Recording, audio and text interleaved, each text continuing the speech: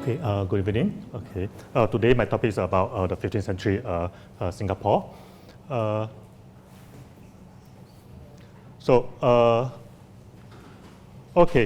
Basically, we know that 15th century Singapore is actually a missing century because we have quite a lot of information, actually starting from 13th century. We have this Zhao Zhukua. He's the superintendent of Quanzhou port. So he has recorded the trade activities of Lingyamen in 1225, that is 13th century. And then in 14th century, Wang Dayuan, a trader, he has 40 years of sailing experience, okay, and he have very detailed description of this Longyamen in his books. Dao Yi Ziliue, there's a description of the barbarians of Ailes in 1350. So, and not much information about the 15th century. And then in 16th century, we have Portuguese reported about the people in Singapore. And after that, we have a lot of information by the colonies, okay, from 17th centuries, 18th century, 19th centuries. So, this talk, okay, I'm going to emphasize. So in this talk, we are going to find out, okay, what is going to happen after this Paramisura expelled by Asian Singaporeans. So my method is I'm going to cross-examine the Chinese record, Malay literature, and Westerner router to extract the truth from it. And I will try to construct a timeline of this Malacca lunar lineage. So the main actor of this 15th century Singapore were the ruler of Singapore before the conquest of Malacca in mid-15th century, and then sultans of Malacca, Sultanate, and the lot of the fiefdom of this Sriwijaya di Raja. So and then the navy, okay, around Laut. So we are going to talk about what we planned in 15th century, and then what we traded, okay? So about the rulers' lineage. So Malay Annual provided a whole lineage of these Malay kings of Malacca, including the first king of Malacca is Iskandar Shah, okay? But the Ming Dynasty record have a much longer list, okay, with precise dates and the reign of the Sultan of Malacca, okay, and Portuguese records, okay, Summa Oriental by Tom Pierce, okay, confirmed the identities of Sri Paramisura, Iskandar Shah, Sultan Muzaffar, and Sultan Mansur, okay. They are all recorded in Chinese record and Malay Annual. So this is what I did, okay. These dates are from Ming source. When I say Ming source, I'm referring to the veritable record of Ming Dynasty, Taizong Emperor, Xuanzong Emperor, Zhentong Emperor, Xianzong Emperor, Xiaozong Emperor, and the Zhengde Emperor. So they have very detailed record of this Malacca king who sent mission to China okay, they pay tribute personally, okay. So for example, in Ming Dynasty, okay, it mentioned that the Taizong Emperor records mentioned that, okay, in 1405 he sent Chen He to Malacca and appoint this Baili Misula as the king of Malacca. And it mentioned that Baili Misula visited China in 1410, okay, around that. Okay, and in 1414, the Ming record mentioned that the son of Baili Misula, the former king, son of the former king, Mugan Sakan Tia Shah, okay, sent a mission to China, say that his father passed away, and request the Chinese emperor to appoint him as a king. So the Chinese emperor make a seal, king seal, send it to Malacca and with the document, okay, by Zhenhe, okay. So, Pai Ming Usura was recorded in Portuguese record, and this bukan Sakan Tia Shah. Okay, at first I thought how come the pronunciation is don't sound like Iskandar Shah, okay, until I saw the record of Portuguese. Okay, you say Sakan Ta Shah. It's almost like the Chinese record. Okay, so then I realized that okay, this is actually quite accurate. Okay, but one thing very special in Ming record, it also mentioned that Iskandar Shah paid tribute in 1419. Okay, and the record used the name Yi Si Han Da Sha. It's almost like Iskandar Shah. For Chinese record, it's very near already. Okay, okay. Chinese are not very good in recording the sound. Okay, yeah. It's not okay. It's common actually. Okay, so after that, there's another king, the son. Okay. Sent a mission in 1424, okay, mentioning the pass away of Iskandar Shah and request to succeed, okay. And in Chinese record, his name is Seri Maharaja. Malay and you mentioned this name, okay, but not as a Malacca king, okay, Singapore king, okay. So the narrator of this Malay and you actually mix up the sequence, okay.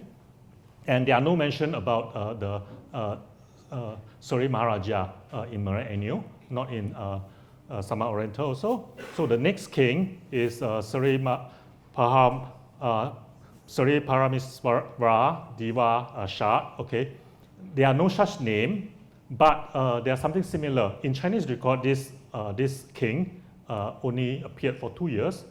In Malay Enu, there's a king called Sultan Abu Sayyid. Only last for 17 months. So we are quite sure that they are the same person. After that, the record is very clear. So all the information have this sultan, this three sultan, except this one. In Chinese record, it said, okay, Muhammad Shah request to succeed the throne. Okay. And this is actually quite eventful because the Chinese sent 2 envoys to appoint him as a king, but the 2 envoys, what's it called? Something happened to them, tragedy, and then they were killed in the sea. And then the China emperor sent another 2 persons. One of them died on the way to the port, China port. Okay, Guangdong. Okay, before he reached Guangdong, he passed away. So Chinese emperor sent the 3rd batch. So after 5 years, then they reached Malacca. So this is yes, it's true. It's on record. Okay, but one thing, this Malacca king request to be appointed as king after the previous king passed away, except Sultan Mahmud. Okay. In Chinese record, it only mentioned that Sultan Mahmud was run away after the attack of Portuguese. That's all. I didn't mention that Sultan Mahmud request to be appointed as a Malay king, the Malacca king. So in the source, the first ruler of Malacca was Paramiswara, not Iskandar Shah. Okay, and the Sama Oriental by Portuguese. Confirm that. So according to this Tom Pierce, okay, Paramiswara come from Palembang, and at that time Palembang was attacked by Javanese. So according to another Portuguese record, okay, Paramiswara killed Singapore ruler 8 days after he landed, and he was expelled by Singaporeans a few years later. So according to this main record, he was appointed as the king of a dynasty of this Malacca king, okay, in this 1405. So he requests the Java to return Palembang to him. Okay, Java a bit panicked, so Java sent a mission to China, okay, to tell what is going on, and the Ming Emperor Taizong, okay, replied to assure him, okay, not to worry about that. That's all. He didn't mention how he handled it. Okay, just said, don't worry. Okay, so Zheng He expedition to Indian Ocean was a major event in early 15th century. So the document related to Zheng He have mentioned Singapore, but some important information was narrated. Okay, particularly about the record of this Chinese envoy visit Singapore, recorded in books written by Fei Xin. Fei Xin is a military officer escorting the envoy to Indian Ocean. So Fei Xin, in his preface of the books, okay, the overall survey of the star raft, written in 1435, mentioned that the place he mentioned that in his preface that okay, the place that he didn't visited are listed in part 2 of the books. Okay, and it caused a bit of problems here. Okay, and for example, he said, okay, I was 14 years old and took over my elder brother to join army. Okay, the military system of Ming Dynasty is that okay, the father is an army officer, the son will be an army officer. Okay, in this case, obviously, if the soldier passed away, somebody from the family have to take over him. Okay, so this is what he's talking about. So say okay, when I was 22 years old, that's about 21 years old for our dating. Okay, during the reign of Yongle Emperor and the Shen Emperor, he was selected 4 times for Indian Ocean expedition.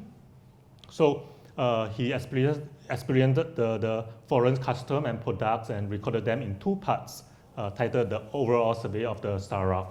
Okay, the first part is what I saw in person at the location. Okay, the second part is a selected and addition of translator record. So that's what he said in his preface. So because he declared that he did not visit the place listed in part 2, so some researchers think that okay, part 2 are not the place that visited by Zheng He, which is not true. So he mentioned that okay, he was selected 4 times for the expedition. So that is 1409, 1412, 1415, and 1430. That means he's not involved in other 3 to 4 major expeditions of the Ming Dynasty. If the expedition is led by Zheng He, it's 7 times. Okay, but there's at least 1 major expedition not led by Zheng He. So we know that there were at least 8 major expeditions to Indian Ocean. Actually, more than that. Okay, there are some small missions to Thailand and to Japan. Okay, it's not recorded, not so famous. Okay, oops. So therefore, some places he visited just so the places that he visited is actually just part of the expedition. In fact, I believe nobody in the Chinese mission went to every location. Okay, the reason is that, for example, the first time the Zheng He led the ships to Sumatra, and from Sumatra they dispatched it to different locations. So I'm very sure no single person went to every location. Okay, not even Zheng He. Okay. So furthermore, he declared that okay, the part 2 was information collected from his colleagues. Okay, so if we compare the overall survey of the ocean shore, that's Inasalan, okay, by Ma Huang, and the book by this Gong Zhen, okay, you'll notice that okay, there are some similar account. Okay, this is because they have the same source. Okay, they are colleagues and they have the same source. So the part 2 did use some information from the books of this Wang Dayuan. Okay, for example, the record on Singapore, the Long Yamen. Okay, so Wang Dayuan recorded 99 countries, but Fei Xin only selectively used a few locations. So why? Why, if he want to present everything. Somebody have said before, why he only selectively take out a few places from Wang Dayuan, okay? So my explanation is to it is that, okay, he obviously tried to show the reader that the recorded location, both in part 1 and part 2, are the kingdoms that Ming envoy had visited, okay? It's just that part 1 is the location that he personally went, okay? Part 2 are the location that the other colleagues went to, okay? So, and one thing I need to mention is that this book actually compiled all the records, including Gongzhen and this Ma Huan, and then into a book, and then present to the emperor in 1436. So he's actually just compiling the works, okay? He didn't intend to write everything, okay? So, for example, in part 2, there are 3 locations, Zumbo, in Mogadishu and Barawa, okay? They are all located in this east coast of Africa. I believe at that time, no other Chinese went to this location except Zheng He expedition. So these locations are not the usual destination of this Chinese trader, okay? Probably only Zheng He and his subordinate went there. So this location list in part 2 shows that Fei Xin has tried to list the name of the kingdom that the Ming's envoy visited, and when they are not, even if they are not recorded in other writings. So he did it to give his reader a full view of the Indian Ocean expedition. So compare the work of Fei Xin with Ma Huan, Gongzhen, and Wang Dayuan. Something is very unusual, and a lot of our colleagues missed it, okay? So all the records in the overall survey of the Star Raft ended with poems. No other writer did that, okay? And it has not attracted the attention of researcher. For example, the French researcher mentioned that, okay, this poem are not interesting. And the British researcher, JVG, did a full translation of the overall survey of the Star Raft. Okay, but he passed away before he can publish it. So the third editor, a German researcher, he edited the translation of this more, and then when he published in 1996, I don't know why he deleted all the poems. I don't know why he do that. Okay, probably think that it's not interesting or something. So now let's look at the poems that describe Singapore by Fei Xin. Okay, this is the only information that written by Fei Xin, because all the other things he cut and paste from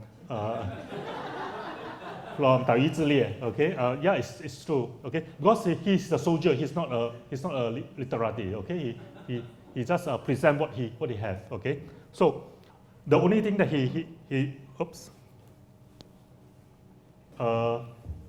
in his poem, okay, he mentioned that the rocks, that's the rocks at the tip of this Sentosa. Okay, the rocks are high and steep and look like the dragon teeth. In between is the water passage with strong currents. Okay, the underlying words are the words that not appear in other writing. Okay, most of the contents are from somewhere else. Okay, like Wang Dayuan. Okay, this is the only things that he mentioned by himself. Okay, for example, a very strong currents. Wang Dayuan did mention that. Okay, so the residents practice piracy, and the foreign ships have difficulty passing through. So it's raining in summer and still hot in autumn. So, and the most important is the last part. Okay, he said, I leisurely accompany the envoy. He didn't mention who is it. We assume it's Zheng He. Okay, was able to sightseeing here. It's almost like Sentosa, right? Okay. Okay, yeah, this part is the only part that this is his own word, not from somewhere else. So obviously he accompanied somebody here. Okay, so when he said he was he didn't visit the part two location. Probably he's talking about there are no official relationship, diplomatic relationship with Singapore. He's not talking about he is not physically there. Okay, so the first 6 sentences, okay, I have said about that already. Okay. So there's a piece of information mentioned in Wang Tai. Okay, description of the barbarians of the Isles. Okay, 1350.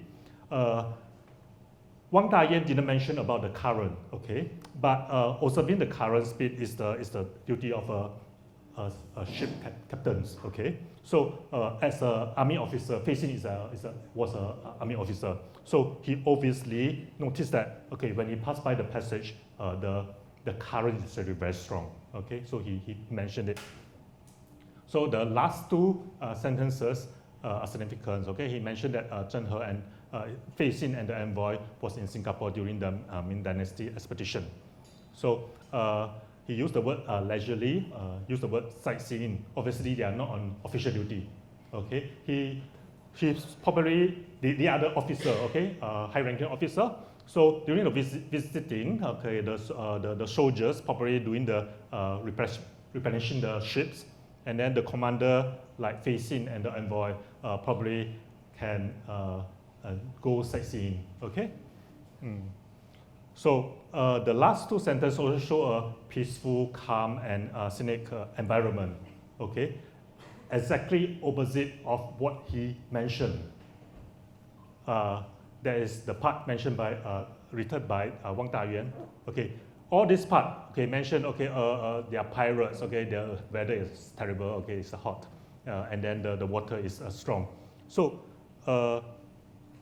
only the last sentence, okay, written by himself, actually show a very peaceful and calm environment, okay. So it's very different from what Wang Tai Yew mentioned in 14th century.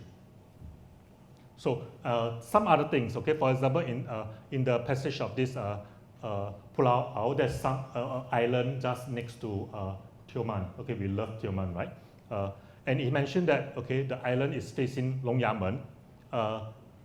This Wang Tai Yew didn't mention that during the 14th century. So 2 explanations, okay, Long Yamen is facing Johor, okay, and Johor is part of Long Yamen, one explanation. Okay, the other explanation is, if you look at the map, to reach this Pulau Au, you actually come from this Patra Blanca, the island east of Singapore.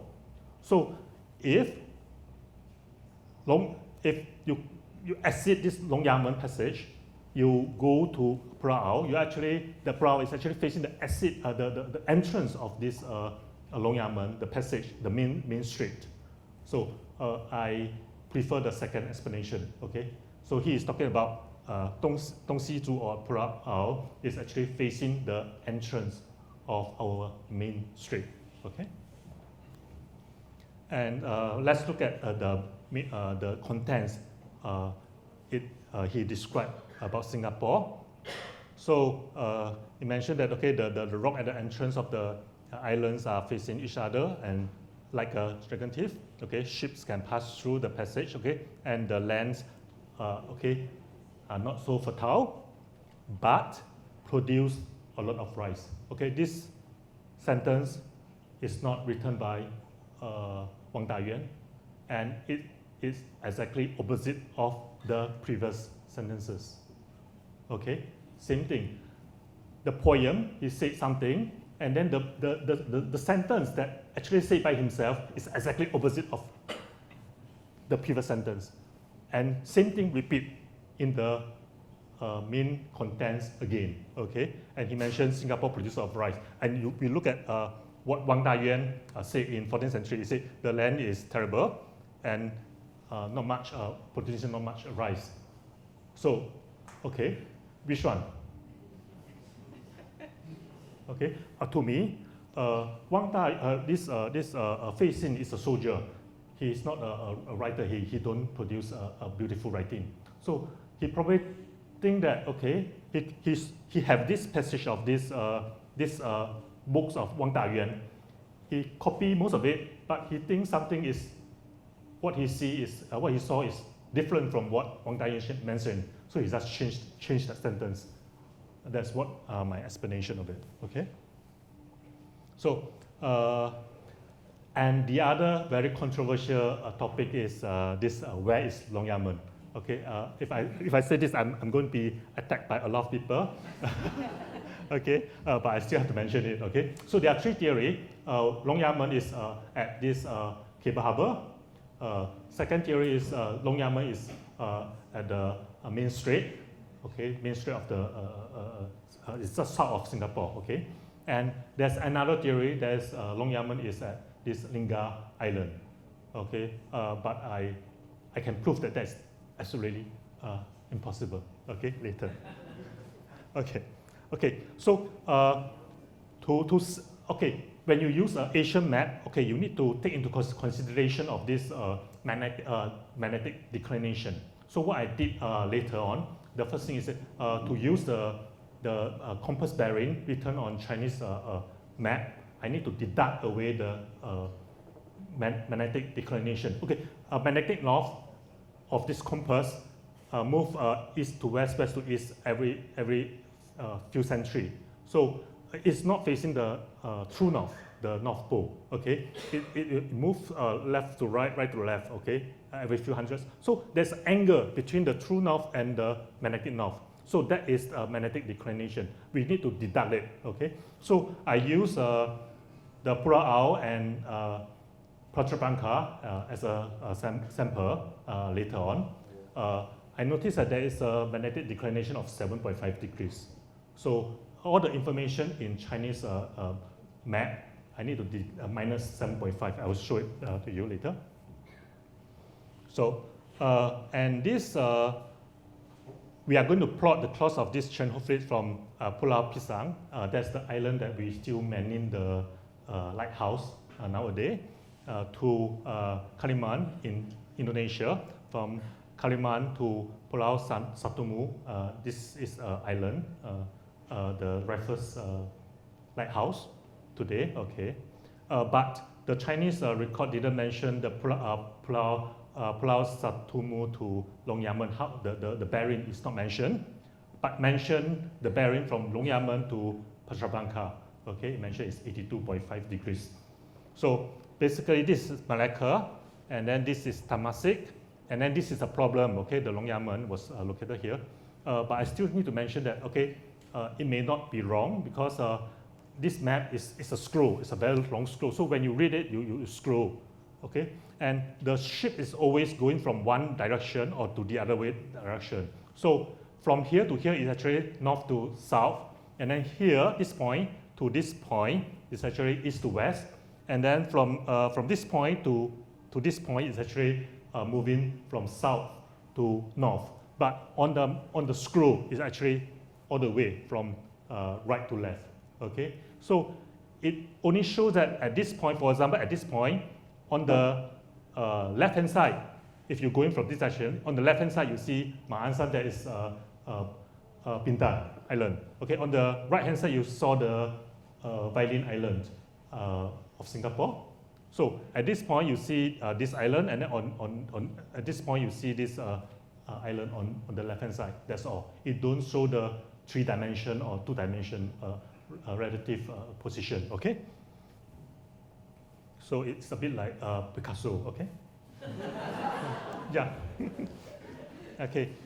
In Malcolm's map, okay, the compass bearings from Pulau Pisang to Kaliman is 135 degrees. Okay, maybe I just straight away. Okay, from here to here is 135 degrees, but we need to deduct away the magnetic declination 7.5, so it's 127.5. Okay, this one.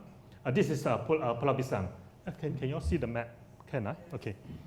This is Pulau Pisang, and then this is Kaliman. So from Pulau Pisang to Kaliman, okay, is 135 minus 175 is 127.5 degrees. And at this point, change the course to 105, and then change course again to 112.5.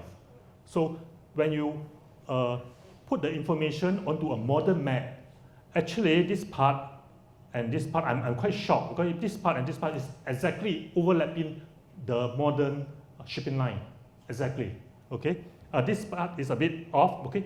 The modern shipping line is this line, okay? So slightly off, but still okay, because this is quite wide, okay? But at this point, it's almost overlapping each other. So I'm quite surprised of that, okay? So this thing is very accurate. So this is the Pulau Satumu, and from here, the Chinese record mentioned that, okay, from here you exit Long Yamen, exit the main strait, okay, and this is the main strait, okay. Oops. So from here, Satumu, the bearing mentioned on the map, the Malacca map, is 82.5 degrees. We minus 7.5 degrees is 75 degrees. So from here, 75 degrees, exactly you will hit this Putra Bangka. Very accurate. Okay. So to fully disclose information, okay, I need to inform you that, okay, if you take 82.5 degrees, that's without minusing the magnetic declination, you can actually, this red line is 82.5. From Long Yamen, from Cable Harbour, you actually reach Putra Bangka 82.5 degrees exactly. Okay, but that's not that's not what I think. Because to me, Chinese ships in 15th century, basically they go through here. They don't go in here anymore. This road is used during 14th century, not 15th century. That's my opinion, okay? And from all the bearing, we know that, okay, the record of this direction is almost impossible. You will hit Lingga Island, okay? Impossible, okay? So, yeah, that's what I mentioned that. Mm-hmm. So, the next topic that I'm going to talk about is the Malacca Conquest of Singapore. So we know that Paramiswara was expelled by Singaporean in late 14th century or early 15th century. So what happened after that? Okay, so according to this Portuguese record, okay, Paramiswara killed the ruler of Singapura and was expelled by Singaporeans, okay? But in Malay Annual, Iskandar Shah offended the treasurer, and the treasurer opened the gate to invite the foreigner to attack this Iskandar Shah. So what happened after that? Okay, Malay Annual didn't mention anything about Singapore for about 50 years, okay? So according to this Malay Annual, during the reign of Sultan Muzaffar Shah, okay, this is the time, this is the reign date, okay, of him, taken from Ming record, okay.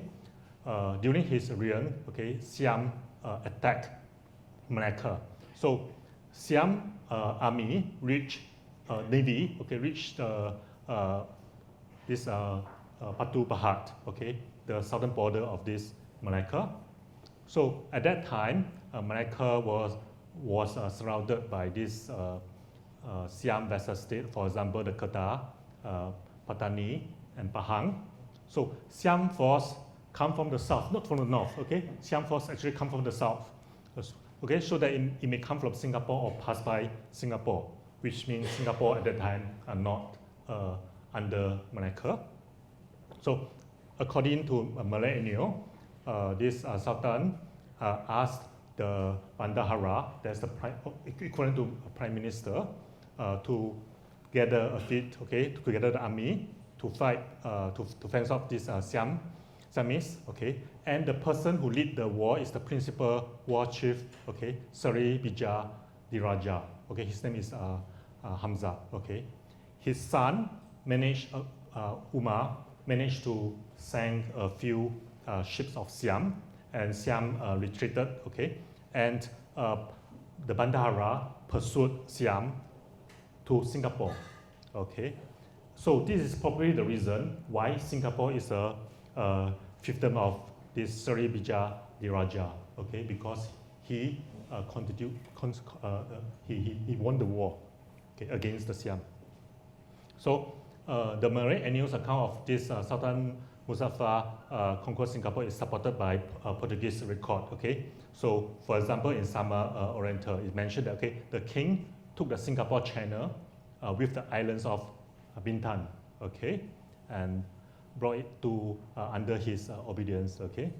And up to present times, during that time, Malacca was under attack by Portuguese. So the Malacca king, Sultan, actually went to Johor and then went to Bintan and then went to Lingga. Okay, so he said, okay, now he was taking a refuge in fight, okay, and he went to war over the said channel, that's Singapore, with the king of Pahang and Terengganu and Patani, and he did the best of it, and he retained the land and ruled the place. So this is the time during the Sultan Muzaffar, okay, he conquered Singapore. So this Parameswara left Singapore. 50 years later, one of his successors come back to Singapore, okay. So during the reign of this Parameswara and Iskandar Shah and Maharaja, Malacca was constantly under attack by Siam, okay. This is recorded in Chinese these official records, okay. And the Malacca king requests for help from Ming Dynasty multiple times, not once, a few times, okay. And the early king of the Malacca paid tributes in person. That means the king go to China to pay tribute. This is very unusual, okay, among all the kingdoms.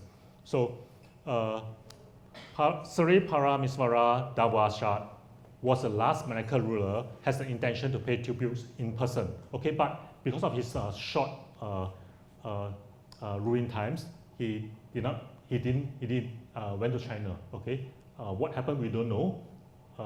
We just know that 2 years later, somebody took over him, okay, and that is Sultan Muzaffar. So from here, Malacca started to expand, first to Singapore, and then Bintan, and then this Pahang.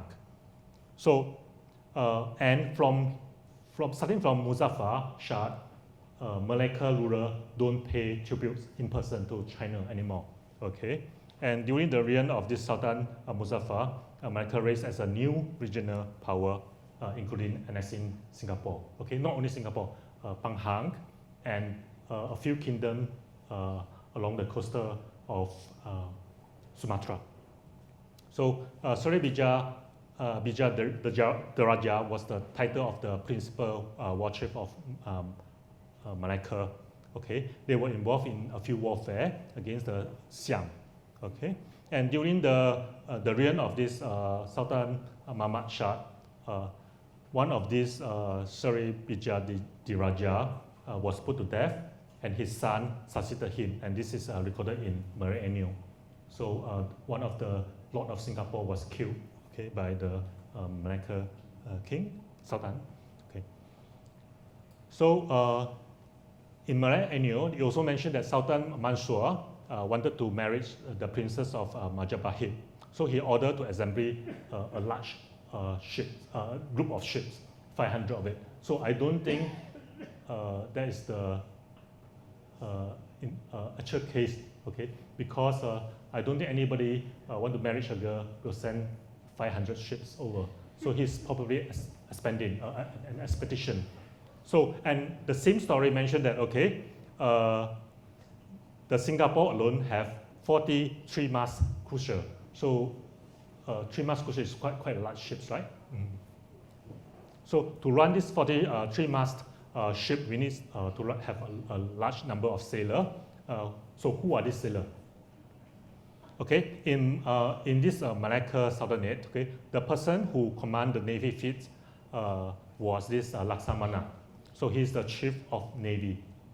In another word is the Sea Lord. So in Malay annal, he was the he was the lord of the Sungai Muar. In early stage, he only controlled the river. So in a later stage, he actually expand to Pulau Siantan. Okay, I'll show you.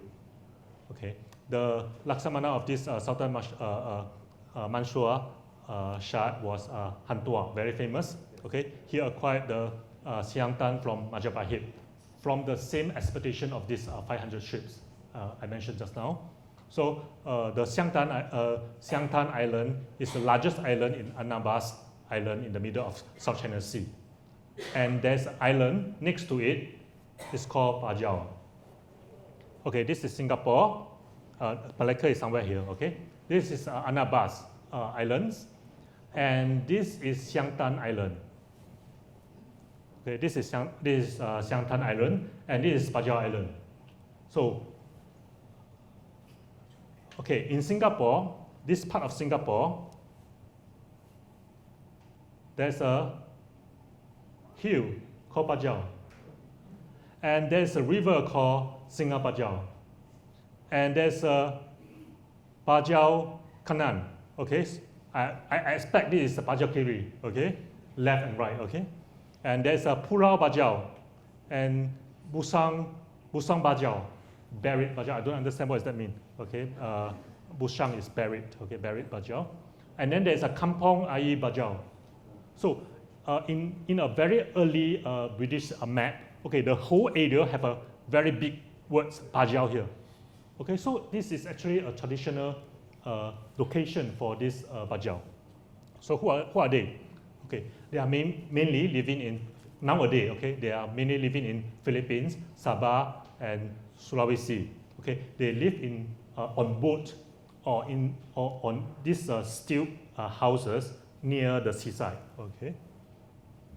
According to oral history of this Borneo Bajau, they are the descendant of the loyal guards of Johor, and they, according to the story, okay, they escort the princess of Johor to Sulu, but intercept by this Bunai. I'm not sure whether is it true or not, but that's the story.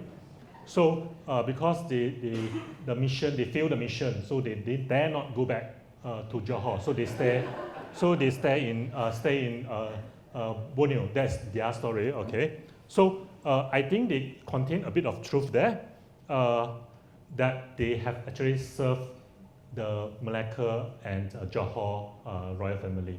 Okay.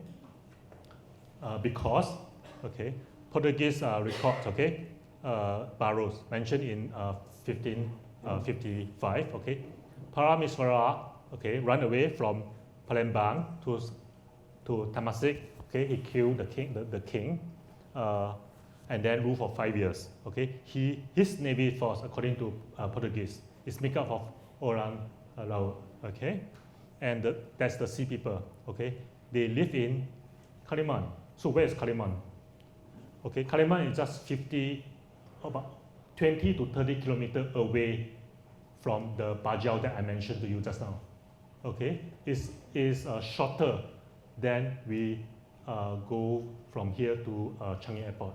Okay, that's short distance. Okay, so now we go to another part. Okay, that's the material found in Singapore. I'm actually specialized in this, not the other things that I mentioned to you just now.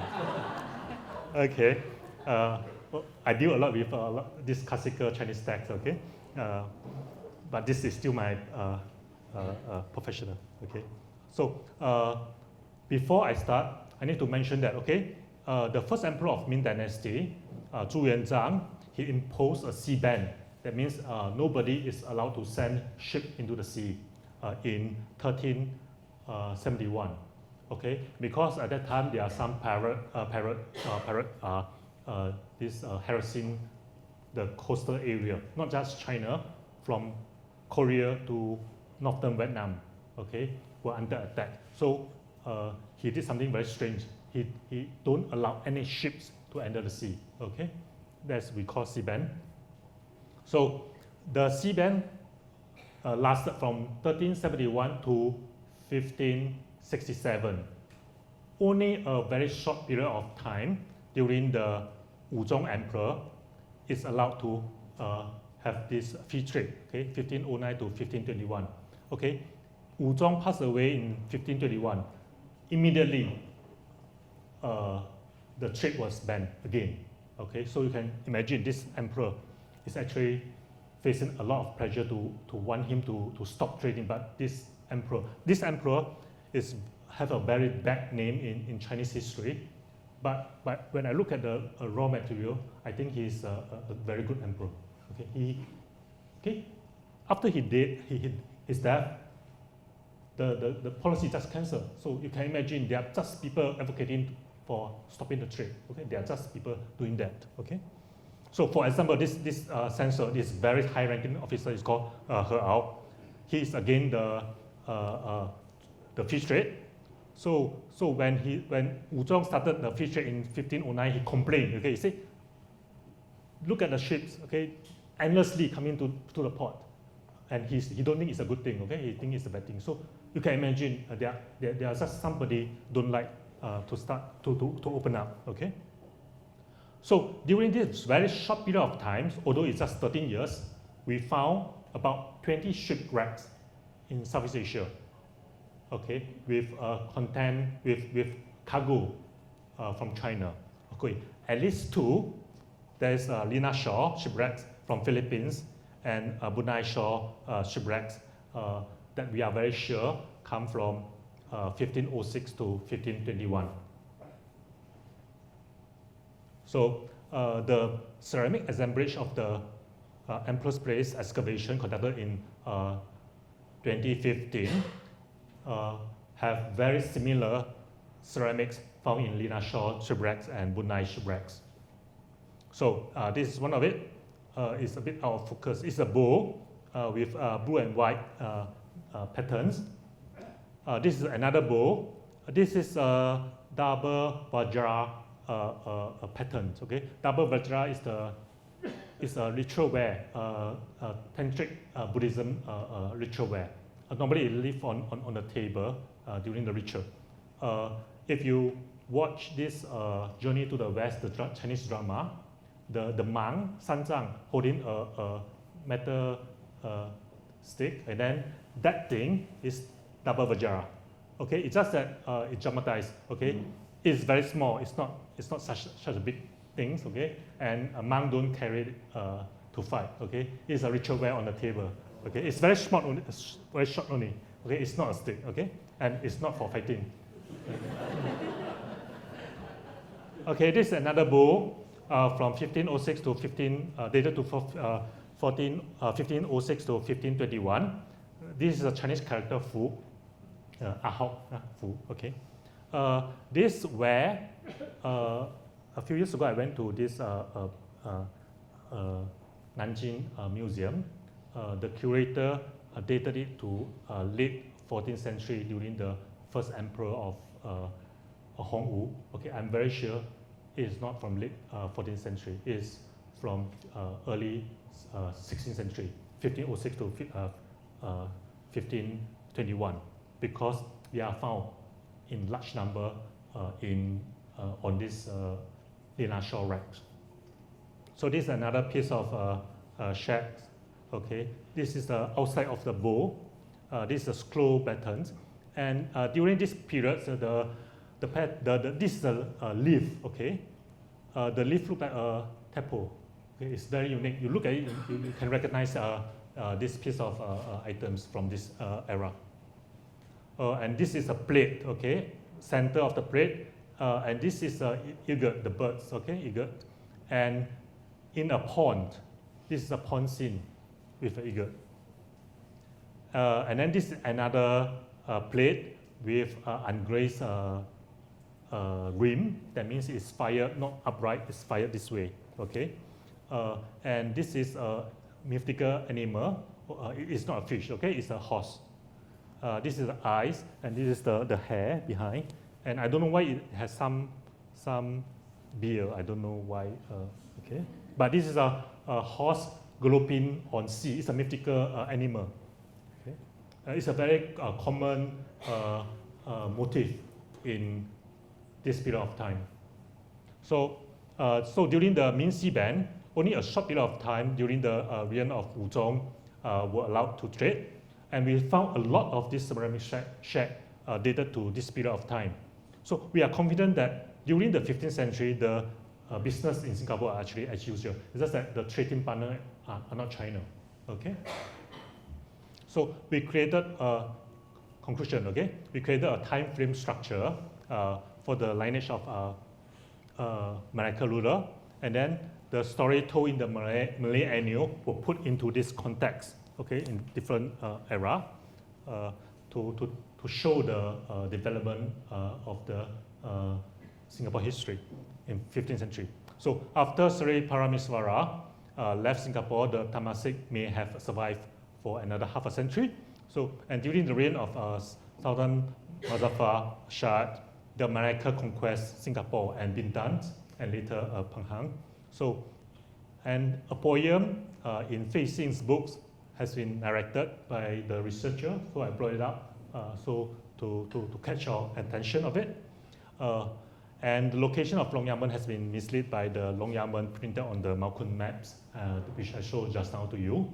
And I'm sure during 15th century, Chinese ships may not have passed through Cable Harbor anymore, but it still passed through the main strait. Okay, they don't go to they didn't go to this Lingga. That's impossible. Okay, and archaeologists are analyzing the assemblage of this ample space. That's my job. Okay, that's my next project, and we are until now what I saw is that we don't have much 15th century ceramics. We know exactly what are the ceramics we are looking for. During 15th century, there are basically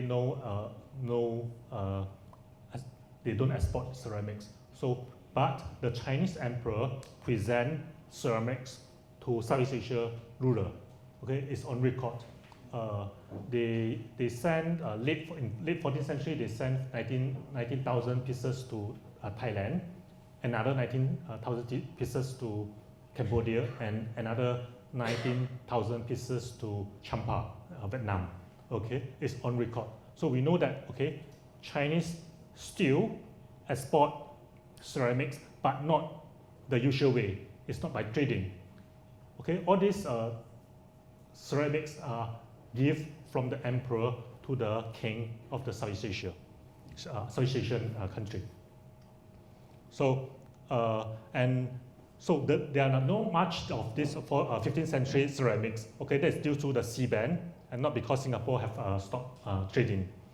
With a short period of time, the lifting of this sea ban in 1509 to 1521, we are able to identify relatively quite large quantity of ceramics from this period of time. Shows that trade was still going on strong in Singapore between 14th century and early 16th century. So this is it's just because the contents of trade were different. Okay, there is ceramics are no more traded. Okay, something organic were traded then. Okay, it's just that so we cannot preserve until now. So we don't see anything. Okay, because we are buying and selling incense, we are buying and selling forest product, sea products. We are no more trading ceramics. That's why we don't see anything. Okay, it's not because we are not trading anymore. It's not because we disappeared. Okay. Okay, thank you.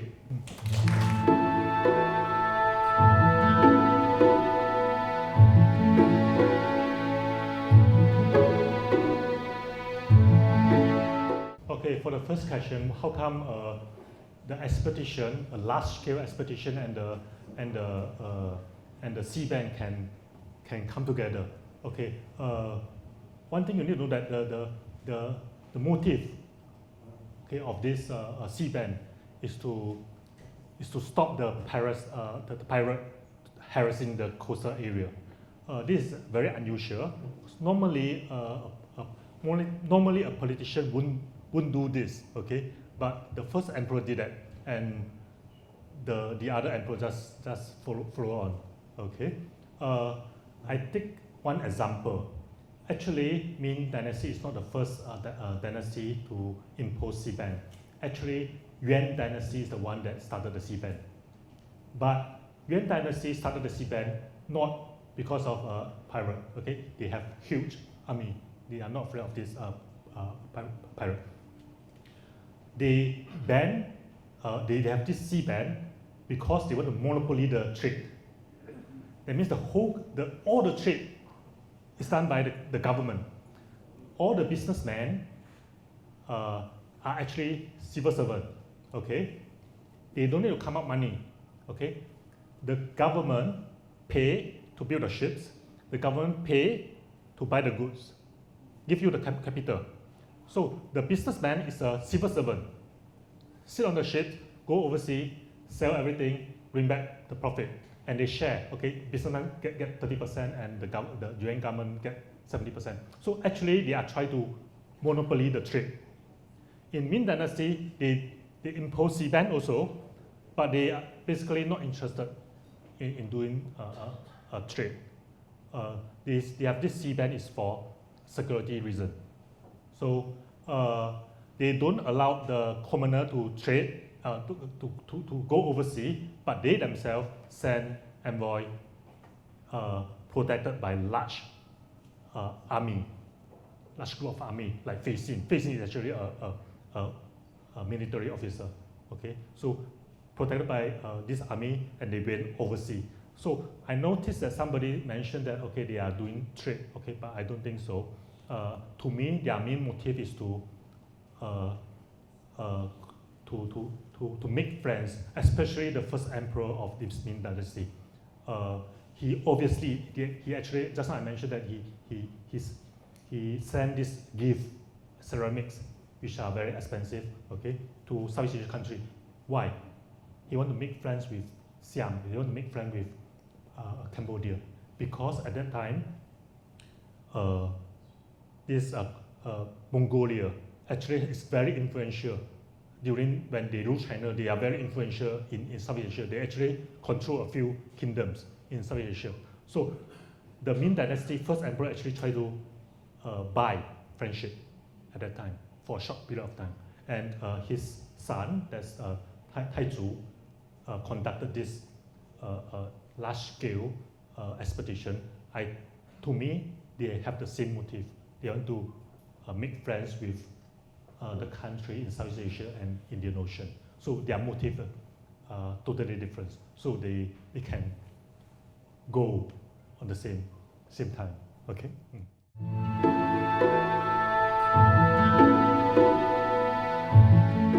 You look at the Chinese map, Asian map.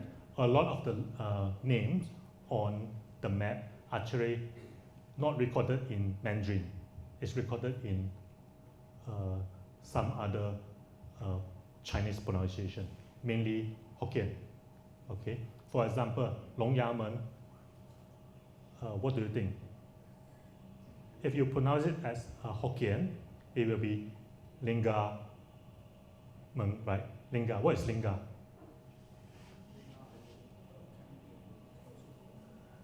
That thing, right? The stone pole, Linga, referring to the stone at this Sentosa. So you are right. Okay. If you one of the reasons why it sounds like Hokkien is because Hokkien remain a lot of this classical pronunciation of the Chinese words. Okay, Chinese words change according when it develops. Okay, so Hokkien, the dialects that we speak in Singapore, actually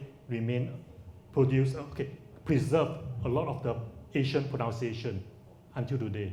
So a lot of the name on the Chinese map actually, if you pronounce it by using Hokkien, you can actually reverse back to the time of recording.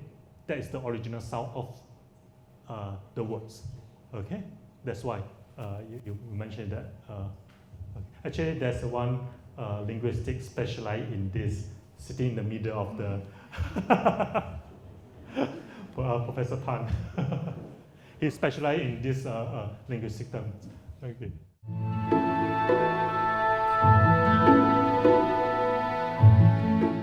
Chinese mentioned the word Sultan only from 1446. Before that, they used Sri, okay, Magan, Sri, or Indian name. So all the, I'm maybe a bit politically incorrect here. All the name that Malay Annual didn't mention is actually related to the Indian name. Okay, that's what I found. Okay, except Iskandar Shah, Chinese pronounce it as Sakandar Shah. Okay, so I don't know why.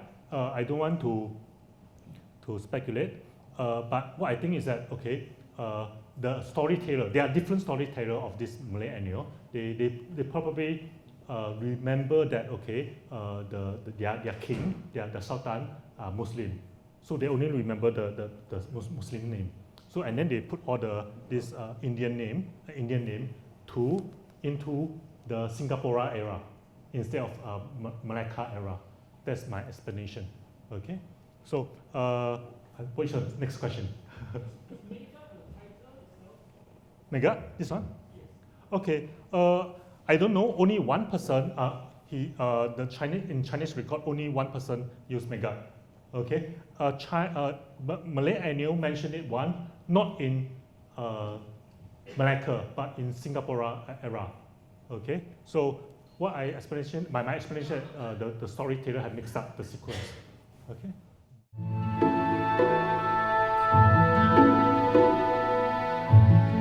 Okay. One thing you know that they don't think like us. Okay. When they go overseas, the Asian Chinese, they go overseas, they want you to respect them, and that's all. Send in a mission there and say happy birthday to the emperor. That's what they want actually.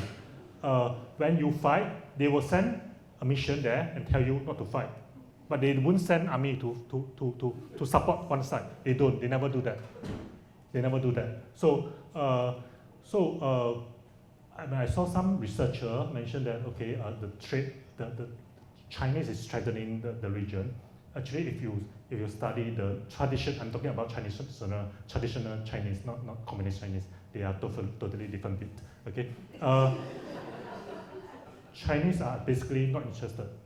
Okay, they want to make friends, but they are not interested to occupy your place. They never have this kind of thinking. Okay, I show you one example.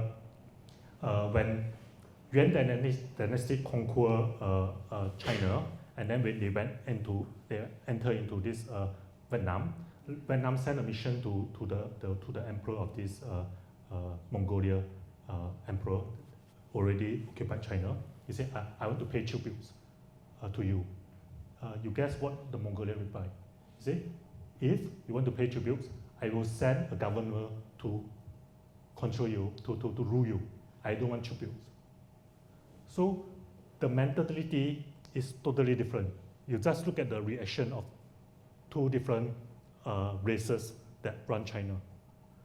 For this Han Chinese, they just say, okay, you pay tributes, send a memo and say, okay, happy birthday, something like this. Okay, that's all. Okay, if you fight, you come to me. Yes, I will send a mission there and tell you not to fight. They did it to Siam a few times. Okay, because Siam keep on attacking Malacca. They actually sent a mission to Siam and tell them not to fight. And in this, they did it to Javanese also. They did it to Vietnamese also. But they never send army to stop the fight. They never. Okay, so in terms of this trade, you say who need who most. Okay, to me, if China can have this sea band for 200 years, they don't need anything. They can survive without outsider. They can survive. Okay, we are the one that need to take care of our trade more than them. That's my thinking.